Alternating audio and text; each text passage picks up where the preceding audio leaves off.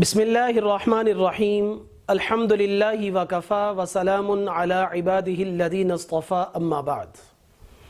محترم سامعین و ناظرین، رمضان المبارک کے آخری عشرہ کی عبادات میں سے ایک اہم عبادت اعتکاف کرنا ہے۔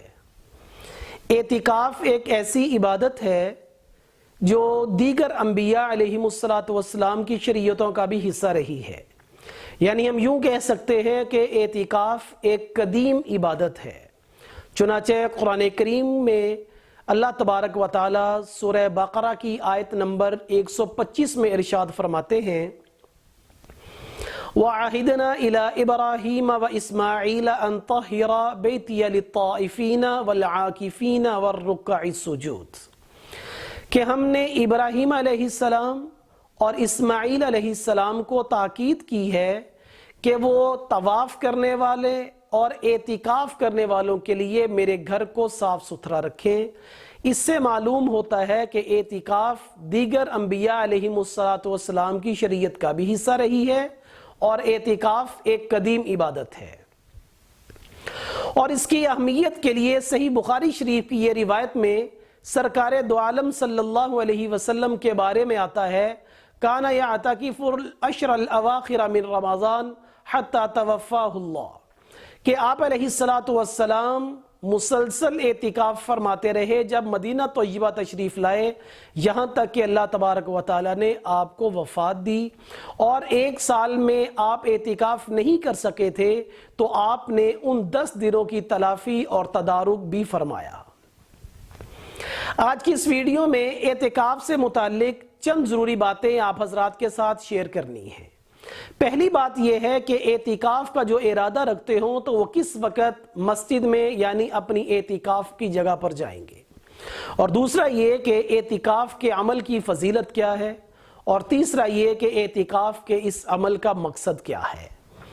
پہلی بات کہ اعتکاف کرنے والے کس وقت اپنے اعتکاف کی جگہ یعنی مسجد میں جائیں گے،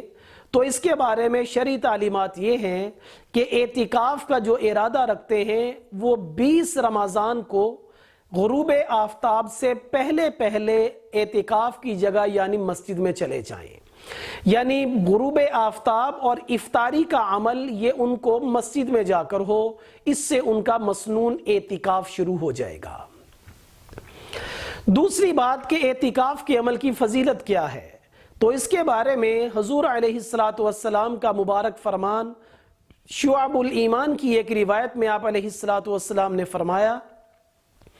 کہ جو شخص 1 دن کا اعتکاف کرے اور اس 1 دن کے اعتکاف سے اس کا مقصد اللہ کی رضا اور خوشنودی ہو، تو اللہ تبارک و تعالی اس کے اور جہنم کے درمیان میں 3 خندقوں کی آڑ بنا دیں گے، جس کی درمیانی مسافت آسمان اور زمین کی مسافت سے بھی زیادہ چوڑی ہوگی۔ گویا کہ اعتکاف کرنے والا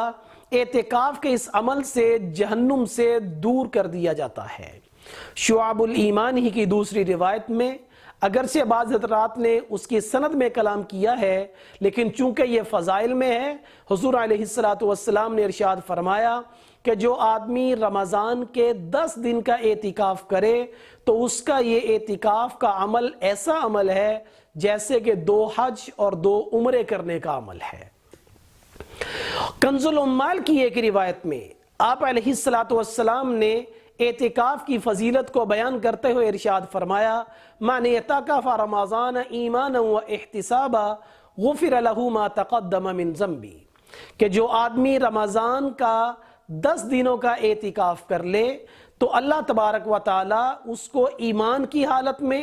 اور ثواب کی نیت سے اس اعتکاف کرنے کی برکت سے اس کے تمام صغیرہ گناہوں کو معاف فرما دیں گے۔ تو ان 3 احادیث مبارکہ سے اعتکاف کے عمل کی فضیلت میرے اور آپ کے سامنے عیاں اور واضح ہو گئی ہے۔ آخری بات یہ ہے کہ اعتکاف کا مقصد کیا ہے۔ اعتکاف کرنے والے کے ذہن میں سب سے بنیادی چیز یہ ہونی چاہیے کہ خالق اور مخلوق، معبود اور مسجود کے درمیان میں جو ایک فرق آ چکا تھا،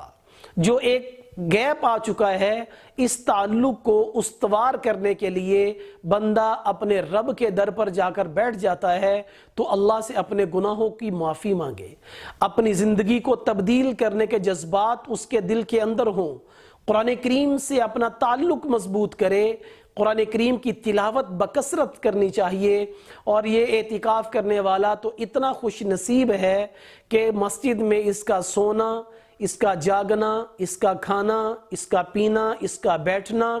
اس کا ہر عمل عبادت ہے۔ اس کو اپنے آپ کو فضول باتوں، جھوٹ، غیبت اور چغلی سے اپنے آپ کو بچائے تو اعتکاف کی روح اور اعتکاف کا مقصد بڑی آسانی سے میں اور آپ حاصل کر سکتے ہیں۔ اللہ تبارک و تعالی جن حضرات نے اعتکاف کا ارادہ کیا ہوا ہے، اللہ تعالیٰ ان کو صحت، تندرستی اور عافیت سے اس عبادت کو بجا لانے کی توفیق عطا فرمائے۔ وآخر دعوانا ان الحمد للہ رب العالمین۔